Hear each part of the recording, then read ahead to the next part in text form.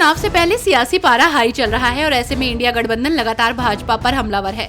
तो वहीं अब कांग्रेस नेता राहुल गांधी और सपा प्रमुख अखिलेश यादव ने भाजपा पर निशाना साधा।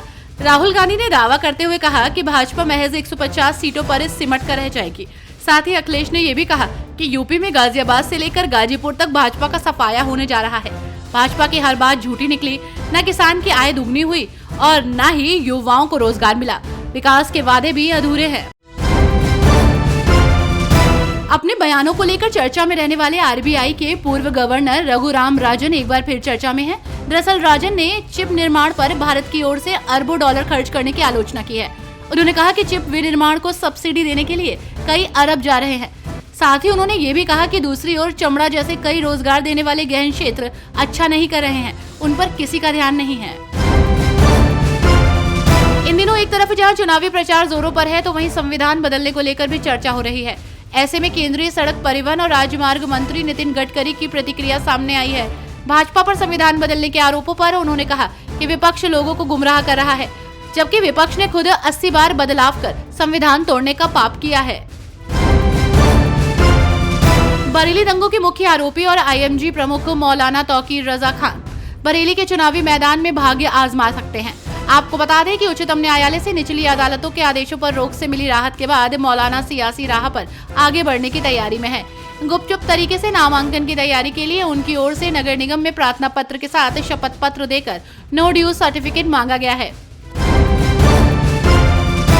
ईडी ने आज झारखंड जमीन घोटाला मामले में 4 लोगों को गिरफ्तार किया है। आपको बता दें कि इसमें झारखंड मुक्ति मोर्चा नेता अंतु तिर्की भी शामिल हैं। जांच एजेंसी ने तिर्की के अलावा प्रियरंजन सहाय, रियल एस्टेट कारोबारी विपिन सिंह और इरशाद को अरेस्ट किया है। उनके ठिकानों पर मंगलवार को छापेमारी की गई, जिसके बाद उन्हें देर रात रांची स्थित ईडी कार्यालय लाया गया और बाद में गिरफ्तार किया गया। लोकसभा चुनाव से पहले एक्स की ओर से बयान जारी किया गया है कि भारत में होने वाले लोकसभा चुनाव के मद्देनजर चुनाव आयोग ने एक्स को निर्वाचित राजनेताओं, राजनीतिक दलों के उम्मीदवारों द्वारा शेयर किए गए राजनीतिक भाषण वाले पोस्ट पर कार्रवाई करने के लिए आवश्यक आदेश जारी किए हैं। इसको लेकर एक्स के अधिकारियों का कहना है कि फिलहाल हमने शेष चुनाव अवधि के लिए इन पोस्ट को रोक दिया है। लोकसभा चुनाव से पहले सियासी पारा हाई चल रहा है और ऐसे में बयानबाजी भी जोरों पर हो रही है। वहीं अब ताजा घटनाक्रम में तेलंगाना के बीजेपी विधायक टी राजन ने कहा कि एआईएमआईएम के नेता अकबरुद्दीन ओवैसी की ये टिप्पणी है कि उन्हें जेल में जहर दिया जा सकता है। मुसलमानों का वोट पाने के लिए दिया गया ये एक भावुक बयान था। छत्तीसगढ़ के सीएम विष्णुदेव साय ने कांकेर में 29 नक्सलियों के एनकाउंटर पर बड़ा बयान दिया है। उन्होंने कहा कि एक ऐतिहासिक सफलता है।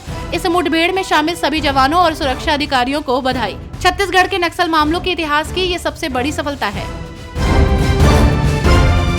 आज रामनवमी को देखते हुए श्रद्धालुओं में उत्साह है। भक्त सुबह से ही देश भर के मंदिरों में राम भगवान के दर्शन करने के लिए पहुंच रहे हैं। मंदिरों के बाहर भीड़ लगी हुई है, लेकिन श्रद्धालुओं का उत्साह कम नहीं हुआ है।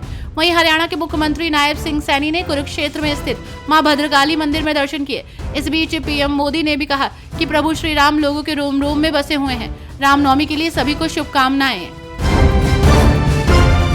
आगामी लोकसभा चुनाव को देखते हुए आप पार्टी सक्रिय मोड में नजर आ रही है और ऐसे में दिल्ली सरकार में मंत्री आतिशी ने लोकसभा चुनाव के लिए आम आदमी पार्टी की वेबसाइट आपका रामराज लॉन्च किया। इस मौके पर उन्होंने कहा कि बीजेपी और केंद्र सरकार दिल्ली में काम रोकने की कोशिश कर रही है। आप सांसद संजय सिंह ने कहा कि वेबसाइट आज से शुरू हो गया है। अयोध्या में राम मंदिर बनने के बाद ये पहली रामनवमी है जब मुख्यमंत्री अरविंद केजरीवाल जी हमारे साथ नहीं हैं।